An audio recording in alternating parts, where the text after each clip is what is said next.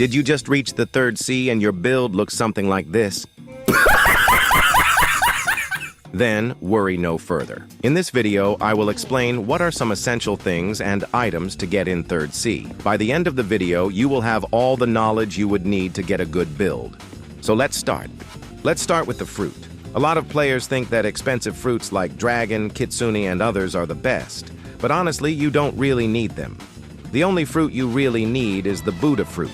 And if you've awakened it to V2, then you're basically all set for creating a strong and effective build. Now, some people might say I'm hyping up the Buddha fruit a bit too much. Maybe I am. But it doesn't change the fact that this fruit is one of the best all-around options in the game. It shines in grinding, PvP, and pretty much everything else. So for this guide, we'll be using the Buddha fruit to grind and unlock the items I'll be showing you very shortly. The Buddha fruit lets you use M1s and the moves of your swords and fighting styles while transformed, and the best part? It massively increases your range. This means you can hit enemies from far away while staying completely safe. They can't hit you back. Most items in the game require high mastery to unlock their moves, and for advanced fighting styles like God Human, you need 400 mastery on multiple other fighting styles. That's where Buddha really shines. It's easily the best fruit for grinding mastery, whether you're working on a sword or a fighting style. So now that we've cleared up why Buddha is the top choice for grinding, let's move on to fighting styles. There are many strong fighting styles in the third C, but the top two are easily God Human and Sanguine Art. Both have their pros and cons. God Human is more focused on PvP, with strong single-target attacks and great mobility, making it ideal for fast, close combat. On the other hand, Sanguine Art works well for both PvP and grinding. It also has a healing ability with its Z move, which can come in handy, but it completely lacks mobility. Then we have Sharkman Karate, which is hands down the best fighting style for grinding, especially when paired with the Buddha fruit. Now, both God Human and Sanguine Art are pretty hard to unlock, so if you're looking for a more accessible option, Sharkman Karate and even Dragon Talon are solid choices. There are other fighting styles too, but honestly, they're not game changers, they're just there. Personally, I recommend everyone go for Sharkman Karate at this stage of the game. Your main focus should be grinding to max level, and Sharkman is the best for that. Just like Sanguine Art, its M1s have no cooldown between hits, but its M1 damage is much higher than Sanguine's. If you're more focused on PvP, which you really shouldn't be at this stage, then Dragon Talon is an excellent pick. Later down the line, you can always unlock God Human or Sanguine Art and switch to them when you're ready. But for now, if you're still fairly new to the third C, Sharkman Karate is more than enough.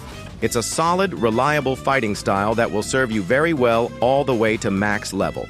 Moving on, we have swords. Top-tier swords like Cursed Dual Katana, CDK, True Triple Katana, Shark Anchor, and Dragon Heart are some of the best options in the game. But just like God Human and Sanguine Art, most of these swords take a lot of time and effort to obtain. So if you're not ready for that grind yet, here are some good but more accessible swords. Gravity Blade, Dragon Trident, Twin Hooks, Rengoku, and Midnight Blade. These swords are actually pretty solid. For example, Twin Hooks and Rengoku are great for grinding. Gravity Blade, Midnight Blade, and Buddy Sword lean more toward PvP. The top-tier swords like Shark Anchor, Dragon Heart, CDK, and True Triple Katana are amazing for both grinding and PvP, making them ideal if you're looking for an all-around weapon. If you have the time and resources, I highly recommend going for one of the top swords, especially CDK. Just keep in mind that these require a high level and a bit of grinding to unlock. The more accessible swords I mentioned earlier are mostly boss drops, and if you're lucky, they can take only a few minutes to get. So if you don't want to spend hours grinding, they're a great place to start. But if you're okay with putting in the time to go for the best of the best, go for it. Just remember, swords like CDK have level requirements, so make sure you're ready. If you're willing to spend Robux, then definitely consider getting the Dark Blade and upgrading it to V2. Upgrading to V2 only takes about 10 minutes, and it's totally worth it. This sword is great for grinding, even in the third C, and it's also considered one of the top choices for skill-based PvP. You can use Dark Blade from level 1 all the way to max, and it will serve you really well throughout your entire journey. Moving on to guns. Unless you're focused on PvP, guns aren't really that important. They offer a bit of support, but I don't recommend investing in gun stats if your main goal is grinding. The two best guns in the game right now are Skull Guitar and Dragonstorm. Skull Guitar has great stuns, making it super useful in PvP.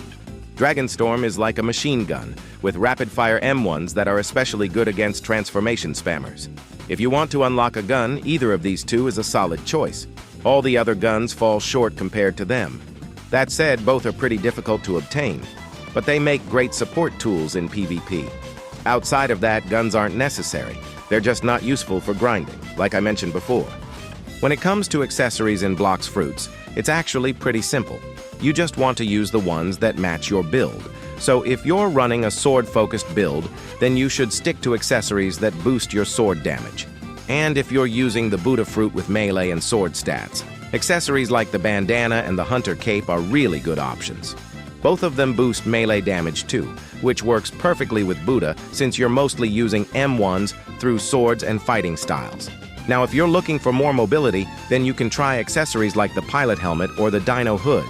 These give you a speed boost, which helps a lot in both grinding and PvP.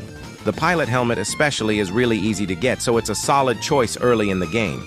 If you want something more balanced, not too focused on one thing, then swan glasses are a great pick. They give you cooldown reduction, some extra damage, and a bit of speed. It's a good all-round accessory if you're not sticking to one specific stat.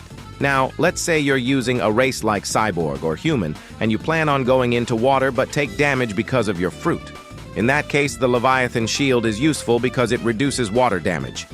Just keep in mind it's one of the hardest and most expensive accessories to get in the game, so it's not for everyone. Another great and easy-to-get accessory is the Pale Scarf. It increases your fruit damage, boosts your observation hockey, and also lets you see players on the map. That last part is super helpful, especially if you're using the Portal Fruit or you're doing PvP and want better awareness. Most accessories in the game only boost one thing, so for beginners you should stick with the basics, things like the bandana, the hunter cape, or the pilot helmet. As you progress further, you can start switching to accessories like the dino hood, swan glasses, or Leviathan Shield depending on your build and playstyle. Next, let's talk about races in Blox Fruits. Races have different levels. V1 is the basic one, then you can upgrade to V2, V3, and finally V4, which is the strongest. V4 gives big boosts, and each race gets its own special ability. Even V3 is very useful because it gives your race a unique power. Which race you pick depends on how you like to play. If you want more damage for PvP, Human V4 is a great choice. If you want to be tough and grind sea events without worrying about water damage, Shark Race is one of the best. It makes you very tanky and protects you from water damage. This helps a lot when grinding or fighting in sea events. Ghoul focuses on healing, so it helps you stay alive longer in fights. Angel is good for PvP because it can stun enemies. Mink is for players who want to be fast and move quickly. Cyborg is useful for grinding mastery or dealing with teamers because of its energy chain ability. There are other races like Draco too, each with their own strengths. If you're mainly grinding, Shark Race is a good pick. It works well with Buddha Fruit since both give you strong defense. Plus, the water damage protection from Shark Race makes sea events easier. If you like PvP more, Angel, Ghoul, Human, or Cyborg are better choices depending on your style. About V4, this is for endgame players. To unlock V4, you have to do a special trial where you must defeat 2 other players. This can be hard if you're new or don't have a strong build yet. So for now, focus on getting your race to V3, which already gives you useful powers. Lastly, here are some quick tips to help you out. Focus more on leveling up instead of trying to collect items you don't really need yet. Your stat points should mainly go into melee and defense. Those are essential. After that, you can choose between fruit or sword depending on your build. Just don't put any stats into guns because they're not useful for grinding. You should also work on maxing your aura as soon as you can. It boosts your damage by a lot and is very helpful for both grinding and PvP. Make sure you're using Instinct, and try to upgrade it to Instinct V2. It's a must-have, even for PvP, and it also helps a lot while grinding. Instinct V2 even lets you see other players' builds, which gives you an advantage in fights. That's all for this video.